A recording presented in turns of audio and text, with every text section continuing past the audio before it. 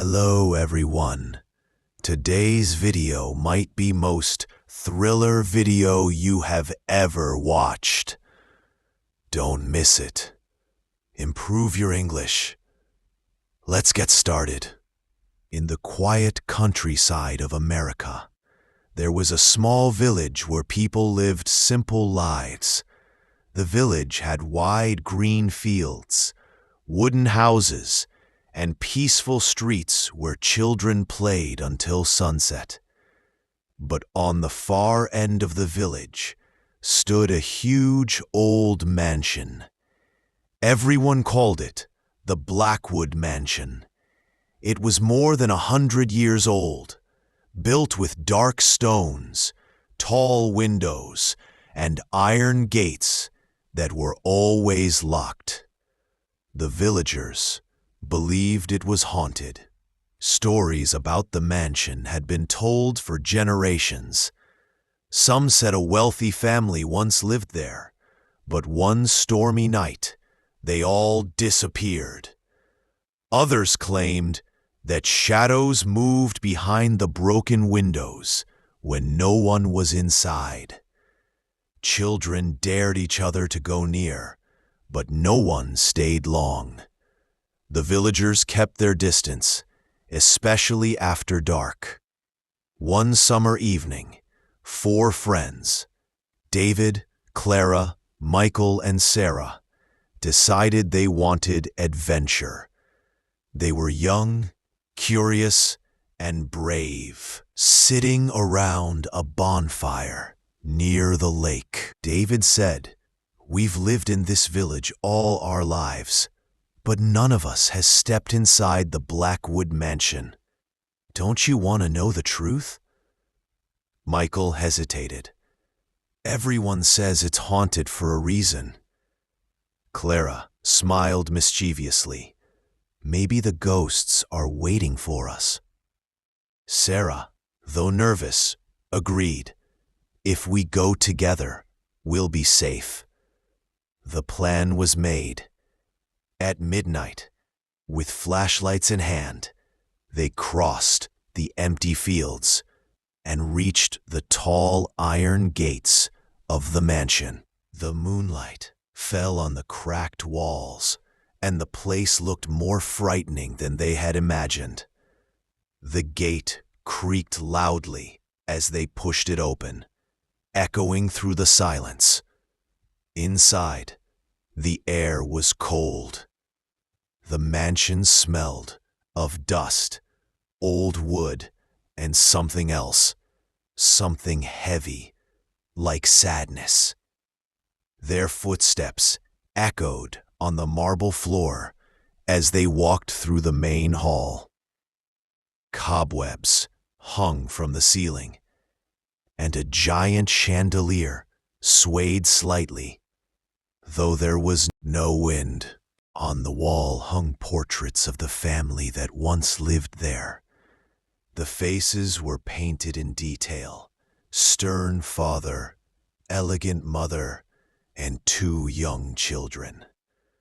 But as the friends looked closer, they noticed something strange. The painted eyes seemed to follow them wherever they moved. David laughed nervously. "It's just the way the artist painted them." But then, from upstairs, they heard the sound of footsteps, slow, heavy, coming closer. Sarah clutched Michael's arm. "We're not alone." They gathered their courage and climbed the staircase. Every step groaned under their weight. On the 2nd floor, a long hallway stretched ahead, lined with doors.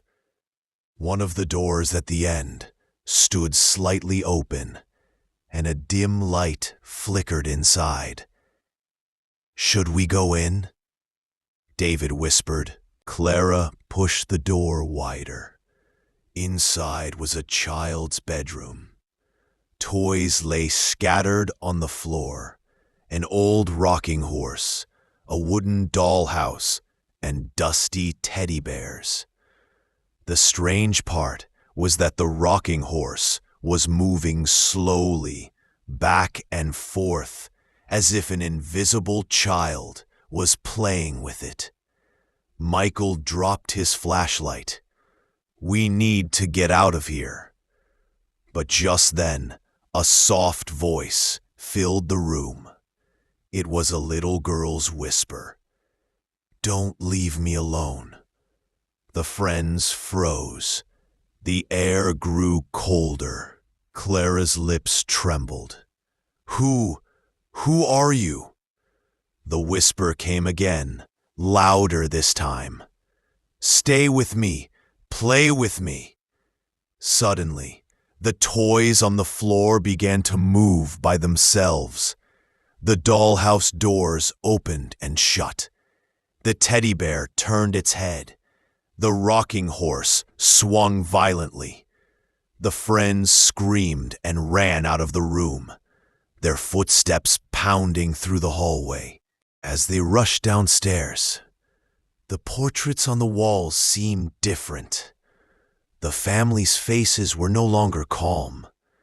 They looked angry, their mouths twisted in silent screams. The chandelier shook wildly, sending pieces of glass crashing to the floor. They pushed open the front door and stumbled into the night, breathing heavily, hearts racing. The mansion stood behind them, dark and silent again, as if nothing had happened. For a long moment, none of them spoke. Finally, David said, "Now I believe the stories. That place isn't empty, it's alive." Sarah's eyes were wide with fear, and it doesn't want us there. The four friends swore never to return to the Blackwood mansion. But deep inside, each of them knew they would never forget what they saw and heard that night. The village still whispered about the haunted mansion, but now the friends had their own tale to tell. A tale of voices, moving toys, and angry portraits. The mansion remained standing at the edge of the village, waiting for the next group of curious souls, brave or foolish enough to enter its doors. The end. Enjoyed the video? Show your support. Like, share, and subscribe.